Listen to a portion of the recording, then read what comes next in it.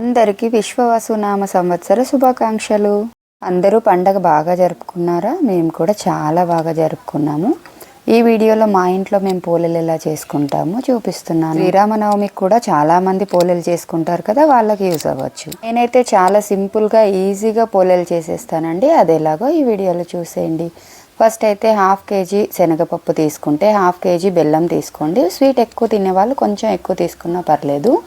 ఒక్కటంటే ఒక్కటే విజిల్ పెట్టాలండి. పప్పు ఎక్కువగా ఉడికించి తొందరగా విజిల్ వస్తుంది అనుకునే వాళ్ళు ఒక 2 విజిల్స్ వరకు పెట్టుకోవచ్చు. హాఫ్ మాత్రమే కుక్ అవ్వాలి. పప్పును జాలి గిన్నెలో వేసుకొని వాటర్ అంతా పోయే వరకు ఆరబెట్టుకోవాలి కొంచెం. తర్వాత మిక్సీలో వేసుకుంటే మంచి పౌడర్ లాగా బెల్లాన్ని మంచిగా పాకం పట్టించుకొని పౌడర్ని అందులో వేసుకుంటే 2-3 రోజులైనా కూడా పోలేలు పాడవకుండా ఉంటాయి అన్నమాట. ఎలా వేసుకొని ముద్ద చేసుకొని మైదా పిండితో కానీ గోధుమ పిండితో కానీ ఇలా నేను చూపిస్తున్నాను కదా పూరీ ప్రెషర్, మేమైతే ఇలాగే చేస్తామండి. చాలా ఈజీగా అయిపోతాయి. ఎన్ని అయినా కూడా నిల్చున్న చోట చేసేసుకోవచ్చు.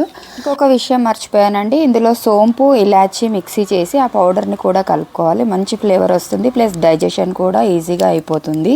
ఇంతేనండి మా ఇంట్లో అందరి ఫేవరెట్ పోలేలు. ఇలా పూరీ మిషన్తో చేసుకుంటే ఎన్ని చేసుకున్నా కూడా అలసిపోయినట్టుగా ఉండదు, ఈజీగా అయిపోతాయి.